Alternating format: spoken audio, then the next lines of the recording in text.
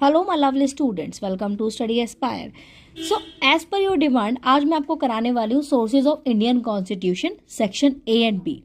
सो मैं आपको बताऊंगी कौन कौन सी कंट्रीज से क्या क्या फीचर्स बोरोड किए गए थे हमारे इंडियन कॉन्स्टिट्यूशन को बनाने के लिए। So first is government of India act 1935। बहुत इंपॉर्टेंट एक्ट है, ठीक है, ध्यान से सुनना। अभी मैं आपको ये सारे पॉइंट्स बता रही हूँ कि इसमें क्या क्या कहाँ कहाँ से फीचर्स लिए हैं, ठीक है, देन आपको इसको ब्रीफली एक्सप्लेन कर दूंगी। So government of India act 1935 आपका फेडरल सिस्टम के फीचर्स लिए गए थे, ठीक है। Governors powers, public service commissions, emergency provisions, ये सब फीचर्स लिए गए थे। ब्रिटिश कॉन्स्टिट्यूशन से पार्लियामेंट्री सिस्टम के फीचर्स लिए गए थे। Rule of law, single citizenship and cabinet system लिया गया था। यूएस कॉन्स्टिट्यूशन से fundamental rights, judicial review, independence of judiciary, removal of जजेस, ठीक है, ये सारे फीचर्स बोरोड किए गए थे।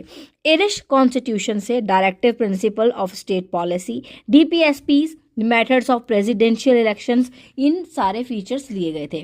कैनेडियन कॉन्स्टिट्यूशन से federation with strong centre, appointment of governors of centre, ये सारे फीचर्स लिए गए थे। अभी आप ये जानो, देन फर्दर मैं आपको इन डिटेल में इनको समझाने वाली हूँ।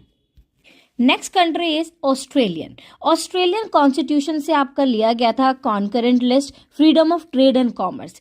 फ्रेंच कॉन्स्टिट्यूशन से लिया गया था आपका ideals of liberty, equality and fraternity.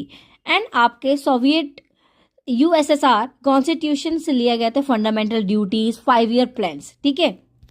Germany से आपके लिए गए थे features, emergency power of president, okay. Then last is South African constitution.